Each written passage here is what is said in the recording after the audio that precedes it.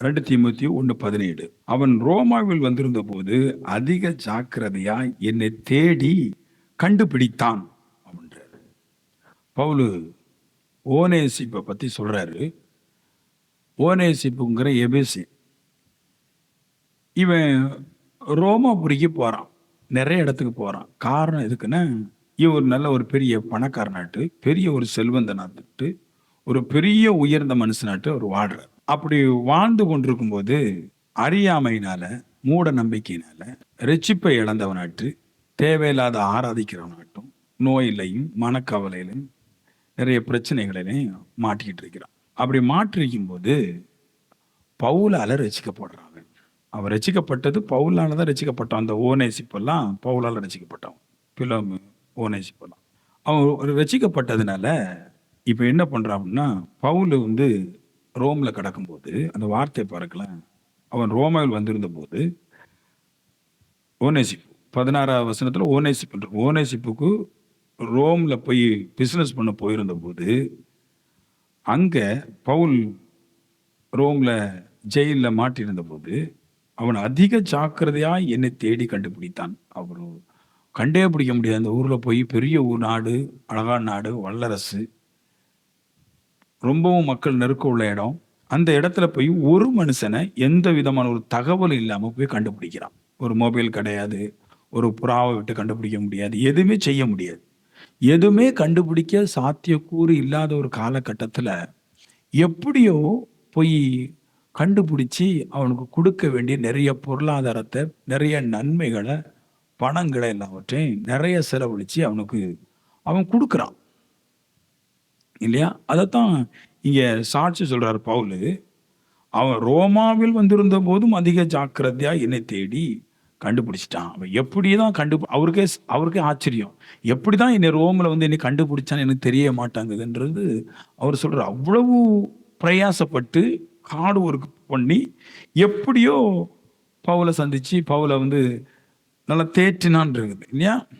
16 வசனம் சொல்லுது, அநேக முறை இளைப்பாற பண்ணினான் அப்படின்லாம் சொல்லுது. இது எதுக்கு இந்த விஷயத்தை அவன் செய்யறான் அப்படின்னா, அதான் முக்கியமான கருத்து. 2 முக்கியமான விஷயம் அந்த ஓனேசிப்பிட்ட இருந்து. பவுலை தேடி தேடி தேடி கொண்டு போய் பணத்தை கொடுக்குறான். பவுலை தேடி தேடி கொண்டு போய் அவனை இளைப்பாற பண்றான். அவன் எந்த ஜெயில இருந்தாலும், எங்கே இருந்தாலும், பிஸ்னஸ் பண்ற இடங்களெல்லாம், அவன் போகிற இடங்களெல்லாம் பவுலை பற்றி யோசிக்கிறான், கொள்றான், பவுல் கொண்டு கொடுக்குறான், வாரி வாரி இறைக்கிறான். என்ன கேட்டால் அவன்கிட்ட 2 விஷயத்த பைபிள் கோட் பண்ணுது. ஒன்று, ரட்சிப்பை எல்லாவற்றை பார்க்கிலும் பெரிதாக எண்ணுகிறான், விலையேற பெற்றதாக எண்ணுகிறான். ரட்சிப்பை பெருசாக கருதுகிறான் எல்லாவற்றை பார்க்கிலும். ரட்சிப்புனா என்னது அப்படின்னு கேட்டிங்கன்னா, வானத்தின் தேவனை ஆராதிப்பது. அதுக்கு பேர் தான் ரட்சிப்பு. பூமியில் இருக்கிற தெய்வத்தை அல்ல, வானத்தில் இருக்கிற தெய்வத்தை ஆராதிக்கிறது பேர் தான் ரட்சிப்பு. அப்போ வானத்தில் இருக்கிற தேவனாகிய கர்த்தரை ஆராதிப்பது தான் ரட்சிப்பு. இந்த ரட்சிப்பு அடைஞ்ச சந்தோஷத்துக்காக ரட்சிப்புக்கு வழியாட்டு உபகரணமாக அவன் இருந்ததுனால அவனை மாட்டும் போதெல்லாம் அவனை ஆறுதல் படுத்துவதற்கு இவன் தயாராட்டு இருக்கிறான். இவன் ரட்சிப்பை பெருசா என்றதுக்கு என்ன காரணம் கேட்டீங்கன்னா, 3 மூட நம்பிக்கை. இந்த எபேசில இருந்த 3 மூட நம்பிக்கை இருந்துச்சு பாருங்க. இந்த மூட நம்பிக்கையில் இருக்கிறவங்களுக்கு முக்கியமான காரணம் என்னன்னா, மூட நம்பிக்கை. முதல்ல சொல்றேன் பாருங்க, பிசாசுகள், வாதைகள் இவங்களை கொண்டு வரும். பிசாசு ஒரு மனுஷனுக்குள்ள எப்படி வரும் நீங்க பாத்தீங்கன்னா, பைபிள் சொல்லுது, ஒருவன் ஜோடிக்கப்பட்டிருந்தா அது உள்ள வந்து இருந்துருது. பைபிள் சொல்லுது, நான் சொல்லல. நிறைய பேர் சொல்றாங்க பிசாசு வந்து ஏவி விட்டா தான் வரும் அப்படின்றதுக்கு. அப்படிலாம் ஒன்றும் கிடையாது. பிசாசு ஏவி விட்டாலும் வரும். ஒரு மனுஷனை பார்த்துட்டு இவர் ஜோடிக்கப்பட்டிருக்கிறாரு, இவர் ஒரு ஆவிக்குரிய மனுஷன் மாதிரி ஜோடிப்பு இருக்குது, நல்லவன மாதிரி ஜோடிப்பு இருக்குன்னா அது வந்து இருந்துரும். இது இயேசு சொன்னார். ஒருத்தனை விட்டு பிசாசு போகும்போது போய்கிட்டு அப்புறமா காடு மேடெல்லாம் அலைஞ்சு சுற்றி திரிஞ்சுக்கிட்டு அப்புறமா அது பார்க்குது, ஆளை பார்க்குது, மனுஷனை பார்க்குது, ஹார்ட்டை பார்க்குது, எண்ணத்தை பார்க்குது, சிந்தையை பார்த்துட்டு யாருடைய இருதயம் கர்த்தர் மாதிரி ஜோடிக்கப்பட்டிருக்குதோ அது தானாகவே 7 பேரை கூட்டு வந்து உள்ள இருந்துருதுன்றார். அப்போ பிசாசு எப்படி வருதுன்னா, மனுஷனுடைய இருதயத்தை பார்த்துட்டு உள்ள வந்து இருந்துருதுன்றார் இல்லையா? அப்போ மூட நம்பிக்கையில ஒரு மனுஷன் வாழும்போது, மூட நம்பிக்கைன்னா என்னதுன்னா தேவையில்லாத ஒரு விஷயம். இல்லையா? நம்பிக்கை இல்லாததை முட்டாளாட்டு நம்புறதுக்கு பேர் தான் மூட நம்பிக்கை. முட்டாளுடைய நம்பிக்கைக்கு தான் மூட நம்பிக்கைன்னு பேர். இந்த முட்டாள்களுக்கு உள்ள என்ன வந்துடுதுன்னா, வாத நோய், பாவம், பிரச்சனை இதெல்லாம் உள்ள வந்துடுது. அவங்களுடைய கால்களை இருதயங்களை கட்டி போட்டு எழும்ப முடியாமலும், பிசினஸ் பண்ண முடியாமலும், தொழில் செய்ய முடியாமலும் அப்படியே மூட நாட்டு மொடமாட்டு மாறிடுறாங்க. இப்படித்தான் இந்த ஓநேசிப்பு இருந்தான். அவருடைய காலகட்டத்தில் எபேசில் இப்படி இருந்தாலும் இப்படி தான் இருந்தாங்க. எல்லாருமே மூட நம்பிக்கையில் தான் இருக்கிறான். இது வரைக்கும் எபேசுக்குள்ள சத்தியம்னு ஒன்று போகலை, வசனம்னு ஒன்று போகலை. பேதுரு 12 சீசர்களும் இஸ்ரேலுக்குள்ள மன்னிக்கணும் எருசலேம்ல தான் இருக்கிறாங்க. இது இங்க இருந்து ரோம் வரைக்கும் மேகாசியாவுக்கு இதுவரைக்கும் யாரும் பிரசங்கம் சொன்னது கிடையாது, பைபிள் போனதும் கிடையாது. அங்கே பைபிள் இல்லாதனால எல்லாருமே மூட நம்பிக்கையில் தான் இருக்கிறான். மூட நம்பிக்கையில் இருக்கிறதால நோயில வாதையில நிறைய மாட்டிக்கிட்டான். இப்போ அப்படி இருக்கும்போது தான் இவன் எபேசில் போய் அங்கே இருக்கிற மக்களை அற்புதம் செய்து கரங்களை வச்சு பரிசுத்தாவியை கொடுத்து சத்தியங்களை பேசி மூட நம்பிக்கையிலேருந்து வெளியே கொண்டு வந்தான். அந்த மூட நம்பிக்கையிலேருந்து ஜனங்கள் எப்படி வந்தாங்கன்னு பாருங்க. 1, பரிசுத்தாவி கையில் வைத்த போது பரிசுத்தாவி வந்துச்சு. 2, அவனுடைய உருமால்களையும் சட்டைகளையும் கரிச்சிப்புகளையும் கலத்தி மேலே போட்ட போது பிசாசுகள் ஓடிச்சு. அதனால இவன் சொல்ல கேட்டு மாறிட்டாங்க. அப்படி மாறினதுல ஒருத்தன் தான் ஓநேசிப்பு. ஈஸியா மாறல எபேசிக்காரன். இப்போ அந்த மூட நம்பிக்கைலாம் சொல்றான் பாருங்க, நல்லா கேட்கணும். ஆமென் சொல்லுங்களேன். நான் சொல்லுவேன், மூட நம்பிக்கையில இருந்து உண்மையான நம்பிக்கைக்கு வர்றதுக்கு பேர் தான் ரட்சிப்புன்னு சொல்லலாம். இன்னொன்று அவன் நம்ம நிறைய பேர் மூட நம்பிக்கையில் தான் இருக்கிறோம். அந்த மூட நம்பிக்கையில இருந்து கொண்டு வர்றதுங்கிறது ரொம்ப கஷ்டம். என்ன சொன்னாலும் திருந்த மாட்டாங்க, புத்திக்குள்ள ஏறாது. அவங்க நம்பிக்கையில உறுதியா இருப்பாங்க. முட்டாளான நம்பிக்கை, அந்த நம்பிக்கையில உறுதியா இருப்பாங்க. அந்த நம்பிக்கையிலிருந்து ஒரு மனுஷனை கொண்டு வர்றதுக்கு படாத பாடுபட்டு அவன் கொண்டு வந்திருக்கிறான். அப்படி கொண்டு வந்ததுனால ஓநேசிப்பு எப்போ பார்த்தாலும் ரெச்சிப்பே பெருசா என்றான். நம்மளுடைய பழைய வாழ்க்கை எப்படி இருந்துச்சு? தேவையில்லாத வாழ்க்கையா இருந்தோம், மூடனா இருந்தோம், நோயில் இருந்தோம், கஷ்டத்துல இருந்தோம். இப்ப எப்படியோ இவன் ரட்சித்துட்டானுங்கிற அந்த ரட்சிப்பு குறித்து மேன்மை பாராட்டுறதுனால இந்த பவுலுக்கு நிறைய நன்மைகளை செய்கிறான். 19 அப்போஸ்தலர் நடவடிக்கை 19:24 நிற்குது. மூட நம்பிக்கையால கெட்டு போனவங்க இல்லையா, ஓநேசிப்பு அவனை ரட்சிக்கிறார். எப்படி எனில் எபேசுவில் தேமேத்திரியு என்னும் ஒரு தட்டான், அதாவது சிற்பாசாரி இருந்தான். அங்கு ஒரு கோயில் இருந்தது. அந்த ஊர் மூட நம்பிக்கை என்னென்ன, ஆசியா முழுமைக்கும் இந்த கோயில் தான் பெருசு. அன்னைக்கு மூட நம்பிக்கை என்னென்ன, இந்த கோயில மாதிரி சின்ன கோயில வெள்ளியில செஞ்சு அதை எடுத்து வீட்டுக்குள்ள வச்சிருந்தா நோயும் பிரச்சனையும் வாதையும் வராதுன்னு ஒரு மூட நம்பிக்கை இப்பவும் இருக்குது. இங்க நம்ம நாட்டிலும் இருக்குது இல்லையா? இந்த கோயில மாதிரி ஒண்ணுக்கு செஞ்சு அதை நம்ம வீட்டில் கொண்டு வச்சிருப்போம். இந்த மாதிரி ஒரு கோயில் இருந்துச்சு இல்லையா? நீங்க படிக்கணும், அங்க இருக்குது. ஆசியா முழுமைக்கும் மறுபடியும் பெரிய கோயில். அந்த கோயில் மாதிரி வெள்ளியில எல்லாம் செய்து செய்து செய்து ஆசியா முழுமைக்கும் வித்துட்டான். இதுல அடிப்பட்டதான் ஓநேசிப்பு. வித்தாச்சு. வித்த பின்னாடி பார்த்தா மக்கள் எல்லாம் வாங்கி வாங்கி வாங்கி வெளியில வாங்கி வாங்கி வீட்டுக்குள்ள குவிக்கத்தான் செய்றாங்க. வீடு முழுக்க வெள்ளி கோயிலா இருக்குது. ஆனா தியானாளுடைய கோயிலா இருக்குது. ஆனா யாருக்கும் இருதயத்துல ஒரு சந்தோஷம் வரல, சரீரத்துல ஒரு மூச்சு விட முடியல. பாடு, பிரச்சனை, பாவம், மரணம் இப்படின்னு ஏகப்பட்டது நடந்துட்டே இருக்கு. இப்படி இருக்கும்போது, இப்படி ஒரு விக்கிர தொழில் செஞ்சுட்டு இருந்தா இல்லையா? இப்படி இருக்கும்போது என்ன ஆகி போச்சுன்னா, இவர் பவுல் போய் அங்க போதிக்கிறார். போதிக்கும் போது அங்க இருக்கிறவர் தடை பண்ண ஆரம்பிக்கிறான். எப்படி தடை பண்ண ஆரம்பிக்கிறான்னு அவங்க என்ன சொன்னாங்கன்னா, மூட நம்பிக்கை இருக்கிறவங்க கேட்கணும். இது என்ன சொன்னாங்கன்னா, அது எழுதி வச்சிருக்குது, நம்மளுடைய தொழில் அத்து போகும். அதாவது என்னென்ன பண்றவன் பிசினஸுக்கு தான் பண்றான். எப்படி பண்றான்? குவி குவி விற்கிறான். எல்லா மக்கள் நிறைய போறாங்க, ஒன்று பிடிச்சி போறாங்க இல்லையா? இப்போ நம்மளுக்கு டெல்லியில ஏதோ ஒன்று இருக்கு வைங்களேன், தாஜ்மஹல் இருக்கு இல்லையா? லவ்வருக்கெல்லாம் அதை பிடிக்குது. பிடிக்கும் போது அதை என்ன பண்ணுறான் அப்படின்னா, அங்கே இருக்கிறவன் அதை மாதிரி செஞ்சு கூவி கூவி விற்க ஆரம்பிச்சிடறான். அப்போ அங்கே போகிற லவ்வர்லாம் வாங்கிடுறாங்க. இதை வச்சிருந்தா லவ் ஸ்ட்ராங் ஆயிரும், லவ் உடையாது அப்படின்னு சொல்லும்போது மக்கள் கூவி கூவி வித்துடுறான். மக்களுக்கு ஒரு ஆசை, எப்படியாவது நம்ம லவ் உடையக்கூடாது, அதனால வாங்கி கொண்டு உள்ள வச்சிடறான். இப்படிதான் இந்த கோயிலுடைய சிற்பாசாரி மக்கள் ஆசியா முழுமைக்கு இருக்கிற மக்கள் ஓடி போய் பார்க்குறாங்க. அழகா இருக்குது கோயில், இப்போ பார்த்தாலும் அழகா இருக்குது. அது அழகா இருக்கும்போது மக்கள் நிறைய போறதுனால கூவி கூவி வித்தாங்க. அப்போ அவன் பிசினஸுக்கு தான் விற்கிறான்னு சொன்னாலும் யாருக்கும் மண்டையில புரியல. புரியாது பாருங்க, நம்மளுக்கு உண்மையில சொல்றேன் புரியாது. அவன் அவன் பிசினஸுக்கு விற்கிறான். ஆனா மக்கள் என்ன நினைக்கிறாங்க, அவன் பிசினஸ் விற்கல, அவன் நம்ம நன்மைக்காக தான் விற்கிறான் அப்படின்ட்டு. ஆனா பைபிள்ல வாசிக்கும் போது 19 அதிகாரத்துல சொல்லுது, அவங்களே சொல்றாங்க, இப்படி பவுல் ஒருத்தன் வந்துகிட்டு தேவையில்லாம மக்களை மாத்திட்டு இருக்கிறான், நம்மளுடைய பிசினஸ் அத்து போயிடும் அப்படின்னு சொல்றான். அவங்க தான் சொல்றாங்க, வேற யாரும் வாக்குமூலம் கொடுக்கல. அப்ப நான் சொல்றேன், இப்படிப்பட்ட மனுஷன் மூட நம்பிக்கையை விதைக்கும் போது அவன் சத்தியம் இல்லாததுனால அந்த மூட நம்பிக்கையில விழுந்து கடந்துடுறான். இதனால பிரச்சனை, கேரக்டர் மாறல, பாவம் போகல, பிசாசு பெருகதான் செய்யுது. பிரச்சனை பயங்கரமான பிரச்சனை இருக்குது. இது ஒரு மூட நம்பிக்கைங்க. நான் சொல்லுவேன், எந்த ஒரு ஆலயமும் வீட்டுக்குள்ள கொண்டு வைக்கிறதுனால ஒரு பிரயோஜனம் கிடையாது. இது ஒரு மூட நம்பிக்கை. எந்த ஒரு சிற்பமோ, எந்த ஒரு போட்டோவோ, எந்த ஒரு கோயிலோ மாடலா கொண்டு வைக்கிறதுனால ஒரு பிரயோஜனம் கிடையாது. கிழக்கு இருந்து ஆசியால இருந்து போறோம், இந்தியாவில இருந்து போறோம், இங்கே நம்ம இப்போ ஏபேஸுக்கு போறோம், அதுக்கு டர்க்கி சரியா போறோம். போகும்போது அவங்க என்ன சொல்றாங்க, நீங்க அங்க இருந்து இவ்வளவு செலவழிச்சு நீங்க வரண்டாம், அதனால நீங்க ஒரு 10-20,000 கொடுத்துட்டு இந்த இது வாங்கி போனீங்கன்னா இங்கே வந்து நீங்க நடக்கிறது அது வந்து அங்க வந்து செஞ்சிடும். அப்போ அவங்க பாக்குறாங்க, சரிதானே, இத்தனை லட்சத்தை செலவழிச்சு பிரயாசப்பட்டு போயிட்டு வரதை பார்க்கணும், அங்க இருக்கிற கோயில் அதே மாதிரி சின்னதாட்டு இங்கே இருக்குது, இங்க வந்து எல்லாம் கிடைக்கும் அப்படின்னு. ஆனா அவன் பிசினஸ் பண்றான், ஒண்ணும் கிடைக்காது. மக்கள் இப்படியே ஏமாந்துட்டாங்க. அப்போ இப்படிப்பட்ட மூட நம்பிக்கையில இருந்து தான் குடும்பத்துக்குள்ள சண்டை, பிரச்சனை, பாடு, வேதனை. ஒரு மூட நம்பிக்கை. கோயில சின்னதா செஞ்சு வீட்டுல வச்சா நல்லது நடக்கணும், ஒரு மூட நம்பிக்கை. தேவனுடைய வார்த்தை இல்லைன்னா தேவனுடைய ஆவி இவைகள் தராத சந்தோஷத்தை அது தருகிறது. 2வது மூட நம்பிக்கை என்னன்னு, அங்க இருந்த 35வது வசனத்துல 19:35, அங்க ஒரு தேவி இருந்தா. ஆமேன். அவ தீயானாள். எபேசு ஆலயத்துடைய தேவிக்கு பேர் தீயானாள். முதல்ல நல்லா கேட்கணும், தெய்வம் ஆணா பொண்ணா கேட்டா தெய்வம் ஆணு, பொண்ணே கிடையாது. கர்த்தருக்கு பேரு பிதா, அப்பன். அம்மன்னு ஒரு தெய்வமே இல்லை,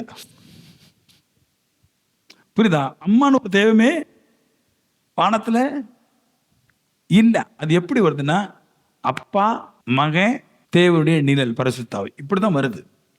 அங்க நம்மள மாதிரி ஆண்டவர் சொன்ன தெரியுமா, மேல கொள்வனையும் கொடுப்பனையும் கிடையாது. பெண்ணுங்கிற ஒரு தெய்வமே உலகத்துல கிடையவே கிடையாது. அங்க தீயானாலும் ஒரு தெய்வம் இருந்தா, அவ பேரை வந்து தீயானால் போட்டிருந்தீங்க, எபேசுடைய தேவன் தீயானால் போட்டீங்கன்னு அந்த போட்டோ வரும். அந்த போட்டோவை எப்போ கண்டுபிடிச்சேன் 1956 ஆஸ்திரேலியாவில் இருக்கிற ஆராய்ச்சியாளர்கள் அங்கே போய் கண்டுபிடிச்சிருக்கிறான். அந்த தெய்வத்தை ஏன் அதிகமா அந்த புகழ்றாங்க அப்படின்னா, அந்த தெய்வத்துக்கு எல்லா ஸ்திரீகளுக்கும் 2 பிரஸ்ட் தான் உண்டு. அந்த தெய்வத்துக்கு 26 மார்பகங்கள். அவங்க ஒரு கலாச்சாரம் கொண்டு வர்றாங்க. 2 மார்பகம் இருக்கிற தாயானவளே பிள்ளைகளுக்கு இவ்வளவு ஊட்டும் போது 26 மார்பகங்களுடைய தாயானவள் எவ்வளவு ஊட்டுவா அப்படின்னு ஒரு கற்பனை கட்டுக்கதை. இதான் கோயிலுக்குள்ள இருக்கிற தெய்வம். எவ்வளவு கூட்டமும் பாருங்க. உள்ள போய்கிட்டு வெளியே வந்தான் அப்படின்னா அவன் பாவத்தை தவிர வேற ஒன்றும் வரமாட்டான். எல்லாரும் சொல்றாங்க, தீயானாலவே பெரியவள் அப்படின்னு கத்துறாங்க. ஏன்டா தீயானால பெரிய? எல்லாருக்குமே 2 பிரஸ்ட் தானே இருக்கும், இவளுக்கு 26 இருக்கனால இவ தான் பெரியவ அப்படின்றான், கத்துறான். இவனு கத்திரிக்கான் ஒரு காலகட்டத்தில். நம்ம கத்துனா இல்லையா? நம்மளும் கத்துன பாதாளத்தில் கடந்தவனெல்லாம் தேவம் சொல்லி ஒரு காலத்துல கத்தணும். செத்தவை எல்லாம் பாதாளத்துல தான் போனான். ஆனா நம்ம கத்த இல்லையா? ஒரு காலத்துல ராய்ப்புறம் நம்ம தேவன் நம்ம கத்த இல்லையா? கத்தணும். நம்மளும் ஒரு நாள் கத்தணும். நம்மளும் இந்த மூட நம்பிக்கையில தான் இருந்தோம். இப்பவும் நிறைய பேருக்கு தான் பிடிக்குது. இவர் சொல்றாரு ஓனேசிப்பு, நானும் 26 மார்பகங்களுடைய தேவத்தை தான் ஆராய்ச்சிட்டு கிடந்தேன். இப்பதான் தெரியுது தேவத்துக்கு சரீரமே கிடையாதுன்னு. ஆத்தாடி, அந்த தெய்வத்தை ஆராதிக்கும் போது பாவம் வந்துச்சு, கர்த்தர் ஆராதிக்கும் போது பரிசுத்தம் வருது. இந்த டிஃபரன்ஸை பார்த்துக்கிட்டு இந்த ரட்சிப்பை உணர்ந்தவன் எங்கெல்லாம் கோடி கிடக்குதோ எடுத்து கொண்டு பவுல்ட்டு கொடுத்துட்றான். இப்படி ஒரு சந்தோஷம், ஆவியின் சந்தோஷம். ஒரு மனுஷன் தேவத்திட்ட நெருங்கணும் அப்படின்னா அவனுக்கு பரிசுத்தம் வரணும். அந்த வழியை காட்டினது பவுல். அதனால பவுல் எங்க இருந்தாலும் கணிசமா கொண்டு கொடுத்துட்றான். பாயிண்டை பிடிச்சிக்கோ, நம்ம எங்க இருந்து வந்தோங்கிறது சொல்றோம். நம்மளும் அங்கிருந்தா வந்தோம். நம்மளும் கோயிலை ஆராதிச்சு, நம்மளும் பாவங்களை ஆராதிச்சுட்டு தான் வந்தோம். அப்படிதான் அவர் வந்தார். அதனாலதான் நம்ம ஸ்ட்ராங்கா நிக்கிறேன். நம்ம ஏன் கருத்துட்டு ஸ்ட்ராங்கா நிக்கிறோம்னா, இதை விட்டா மறுபடியும் அங்கதான் போகணும், வேற வழியே இல்லை. அப்ப 2வது பாயிண்ட் சொல்லிட்டேன். இவன் 3வது பாயிண்ட் சொல்றேன். இது மூட நம்பிக்கையில பயங்கரமான மூட நம்பிக்கை. நம்ம அறியாதவங்க குண்டா சொல்லும்போது எல்லாம் தீயானாலை பெரியவள், அவள் வானத்திலிருந்து இறங்கி வந்தவள், கோவில் பரிசு நம்மளுக்கு அடைச்சு விடுறான். இவங்க எல்லாரும் மாந்திரியத்துல கிங்கா இருந்தாங்க. இந்த கோயில் சிற்பாசாரி, அப்புறமா உள்ள இருக்கிற சிலை, இந்த மாதிரி தேவையில்லாத பில்டப் பண்ணிட்டு இருந்தாங்கல்ல, இவங்க எல்லாரும் இவைகளெல்லாம் கைவிட்டு போய் இவங்க எல்லாம் மாந்திரிக தொழில இருந்தாங்க. 19 இருக்குது. அதனால தான் எல்லாரும் வீடுகள் இருந்த எல்லாரும் மாந்திரிக புஸ்தகத்தை வெளியே கொண்டு போட்டு எரிச்சாங்கன்னு இருக்குது. உங்களுக்கு தீயானால் தந்த பின்னாடி எதுக்கு மாந்திரிக புஸ்தகம் வந்துச்சு? கோயில உண்டு பண்ணி உங்க வீட்டுக்குள்ள வச்ச பின்னாடி, சிற்பத்தை உண்டு பண்ணி உங்க வீட்டுக்குள்ள வச்ச பின்னாடி ஏன் நீங்க மாந்திரிகம் பார்க்க போனீங்க? அதோட சக்தி செஞ்சிருக்க வேண்டியது. அதுவெல்லாம் கைவிட்டுடுச்சு. எல்லாம் மாந்திரிகம் பார்க்க போனாங்க. இப்படித்தான் ஓநேசிப்பு வாழ்ந்தான். கோயில விக்கிரத்தை பெருசா நினைக்கிறவன் இந்த பாவத்துல மாட்டிக்கிட்டான். அதனாலதான் பைபிள் சொல்லுது, இப்படி இருக்கும்போது தான் பவுலுடைய கையினால தேவன் விசேஷித்த அற்புதங்களை செய்தாரு. இந்த அதிகாரத்துல தான் இருக்குது. அவன் கச்சைகளை போட்ட பின்னாடி கூட்டம் சும்மா தூக்கி வீசுறான். கரிச்சிப்பையும் அதை இதை கண்டதுக்கு வீசும்போது பேயும் நோயும் வாதையும் ஓடிச்சுன்னா, ஏன்னா எல்லாருக்குள்ளையும் பேய். அது சொன்னாலும் ஓடிக்கப்பட்டா பேய் வரும். நம்ம ஊர்ல யார்கிட்டையும் கேளுங்க, 2 நாள் உனக்கு நோய் சரியில்லைன்னா பார்த்து வைக்க வேண்டியதான் அதான் சொல்லுவோம். ஏன்னா பேய் பிடிச்சவன். எல்லா மூட நம்பிக்கையும் நோயிலையும் வாதையிலையும் இருந்த மனுஷன் இப்ப ரசிக்கப்பட்டான். பவுலா ரசிக்கப்பட்டான். இப்ப அவனுடைய எண்ணம் ஃபுல்லா இப்படி கொடூரமான மூட நம்பிக்கையிலையும் நோயிலையும் வாதையிலையும் அறியாம இருந்த என்ன கடவுள் தான் மாற்றினார்.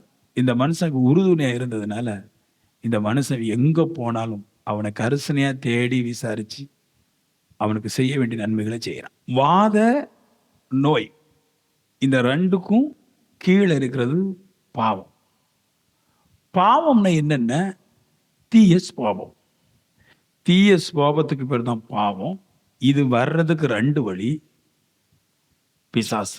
பிசாசு பாவ சுபாவம் ஒரு மனுஷனுக்கு உள்ள வரும்போது, இல்லைன்னா பிசாசு உள்ள வரும்போது ஒரு மனுஷன்ட்ட என்ன இருக்குதுன்னு அதை காட்டுது. அப்படின்னா இப்போ ஒரு பெரிய நோய் இல்லைன்னா பிசாசு, இது 2ம் ஒரு மனுஷன்ட்ட என்னத்தை காட்டும் அப்படின்னா தீய பழக்க வழக்கத்தை காட்டும். இதோடைய ஒருவர்கிட்ட கொடு நோயில இருக்கிறாரு, பிசாசுனா ரொம்ப அலக்களிக்கப்படுறாருன்னா அவருடைய கேரக்டர் தப்புன்னு அர்த்தம். எபேசில இருந்த எல்லா மனுஷனுடைய கேரக்டரும் தப்பா இருந்துச்சு. அதனாலதான் அவர்களுடைய பாவிகள் என்பதற்கு அடையாளமா தான் வாதைகளும் நோய்களும் அவங்களும் இருந்துச்சு. ஒரு மனுஷனை எதை வச்சு பரிசுத்தவனை எதை வச்சு கண்டுபிடிப்பீங்கன்னா கிரியைகளை வச்சு தான் கண்டுபிடிக்கணும். ட்ரெஸ்ஸை வச்சு நம்ம கண்டுபிடிக்க கூடாது. சில நாட்டில் சாப்பாட்டுக்கே வழி இல்லாம இருப்பான், அப்ப அவனை போய் நல்லவன்னு சொல்லிட முடியாது. ரொம்ப கருப்பா இருப்பான், சாப்பாட்டுக்கு வழி இருக்காது, தலை சீவ மாட்டான், அதை தாழ்மை நினைச்சிட முடியாது. அவன் செயல்பாட்டில் தான் பரிசுத்தவனா பாவியான்னு தெரிய வரும். அப்ப செயல்பாட்டை குறிக்கும் போது இந்த எபேசி பட்டணம் மிகுந்த பாவ பட்டணம். அவங்களுடைய தேவத்தை பார்த்தால தெரியுது, இவங்களுடைய கிரியைகளை பார்த்தால தெரியுது, பிசாச பவுல் துரத்தும் போது தெரியுது. எல்லாமே பக்க கேரக்டர் மோசம். ஆட்களுடைய சுபாவமே மிக மோசமா இருக்குது. நான் சொல்லுவேன், கையை ஓய்த்து ஜெபிக்கிறனாலையோ உபாசம் பண்றதுனாலயோ நீ ஏற்றுக்கொள்ளவே கூடாது. ஒரு மனுஷன் நீங்க எப்ப ஏற்றுக்கொள்ளணும்னா, நீங்க ஒரு பாவியா ஒரு மனுஷன் இருக்கும்போது நீங்க ஒரு புத்திமதிய பரிசுத்தத்துக்கு ஏதுவா சொல்லி அவன் ஏற்றுக்கொள்ளலைன்னா அவன் மூடன், பாவத்தினால் கட்டப்பட்டேன்னு அர்த்தம். நல்லா புரிஞ்சுக்கணும். பரிசுத்தத்துக்கு ஏதுவான விஷயத்தை அசட்டை பண்றதும் பரிசுத்தத்துக்கு ஏதுவான விஷயத்தை ஏற்றுக்கொள்ளாம இருக்கும்போது அந்த செயலில் தானே நீங்க அவனை கண்டுபிடிக்கணும். அவன் சுவாபத்தின்படி பாவ பழக்கத்துல தேறினவனா இருக்கிறான், விட முடியாதவனா இருக்கிறான். இந்த பாவ பழக்க வழக்கத்துல தேறி விட முடியாம இருந்த ஒரு மனுஷன் தான் இவனும் கூட. அந்த பழக்க வழக்கத்தெல்லாம் மாற்றுறது தான் பவுல். எங்க மாறாதுங்க பழக்க வழக்கம். ஆயிரம் காரியம் இருக்கட்டும், இந்த ஸ்வாபம் ஒண்ணு இருக்குது, இதுக்கு பேர் தான் பரிசுத்தம். ஸ்வாபங்களை மாற்றுவதுதான் பரிசுத்தம். கிறிஸ்து இயேசுடைய சாயல்ல நம்ம அடைவன்றதே அதான் பரிசுத்தம். ஒருவர் சொல்லும் போது அதை ஏற்றுக்கொள்ளணும். ஃபர்ஸ்ட் பாயிண்ட் அதுதான். 2வது தான் அதை செய்யறதுக்கு ஆசை வரும். நான் ஏற்றுக்கொள்ளவே இருந்தேன் இல்லைன்னா நான் கண்டிப்பா செய்ய மாட்டேன். எனக்குள்ள வாதை நோய் இருக்குதுன்னு அர்த்தம். வாதை இருக்குன்னு அர்த்தம். நான் இன்னும் அதை கடினப்படுத்தும் போது அது நோயாய் மாறும். வாதத்தை என் பாவத்தை நான் வந்து அதை அசட்டப் பண்ணிட்டு போனோம்னா பிசாசு உள்ள இருக்குது. ஒவ்வொரு மனுஷனுக்கும் பழக்க வழக்கம் இருக்குது, விட முடியாத பழக்க வழக்கம். சிலருக்கு பயம் இருக்குது, சிலருக்கு மது குடிக்கிறது இருக்குது, பொய் இருக்குது, விபச்சாரம் இருக்குது, மாந்திகம் இருக்குது, சுற்றி திரிவது இருக்குது. இப்படி நிறைய பழக்க வழக்கங்கள் உள்ளடக்கப்பட்டிருக்குது இல்லையா? இப்படி இருக்கும்போது இந்த மாதிரி பழக்க வழக்கத்துல இருந்து அவன் மாறிட்டான். கடவுள் நம்மளை தொட்டா மட்டும்தான் இப்படிப்பட்ட ரகசியம் நடக்கும். அதுக்கு பேர் தான் ரட்சிப்பு. உன்னை சொல்லும்போது இது சரிதான், அதை நான் செய்ய முயற்சி பண்ற சொன்னா அவன் பரிசுத்தமாக ஆசைப்படணும் அர்த்தம். நான் பரிசுத்தத்தை சொல்லும்போது அதை தகராறு பண்ணும்போது அவன் வாதையில தான் இருக்கிறான் அர்த்தம், நோயில் பிசாசுல இருக்கிறான் அர்த்தம்.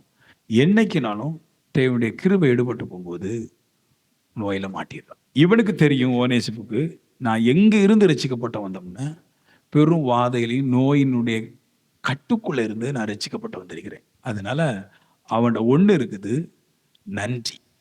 ஃபர்ஸ்ட் ரட்சிப்பு, ரெண்டாவது நன்றி. ரட்சிக்கப்பட்டதுக்கு நன்றி உணர்வு இருக்கும். நன்றி உணர்வு இல்லைன்னா அந்த மனுஷன் ரட்சிப்பு இல்லைன்னு அர்த்தம்.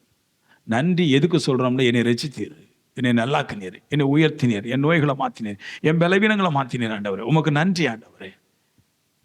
மூட நம்பிக்கையில என்னை மாத்தினீர், பாவத்தில் இதனை மாற்றினேன், பலகீனத்தில் இதனை மாற்றினேன், உமக்கு நன்றி. ரெண்டு விஷயம் காட்டுறேன் பாருங்க. நன்றிக்கு பழக்க வழக்கத்தை மாதிரி சொல்றேன். பழக்க வழக்கம் எவ்வளோ உலகத்திலே மாற்ற முடியாது நிறைய இருக்குது. ஆனா அதுலயும் முக்கியமா மாற்ற முடியாத பழக்க வழக்கம். எல்லாம் மாறி இருக்கீங்க உலகத்துல. சூரியன் நின்றுக்குது, சந்திரன் நின்றுக்குது பைபிள்ல, கடல் அப்படியே நின்றுக்குது இறையாம. ஆனா மனுஷ சுபாவம் மட்டும் இது வரைக்கும் மாறினதே கிடையாது. அப்படிதான்.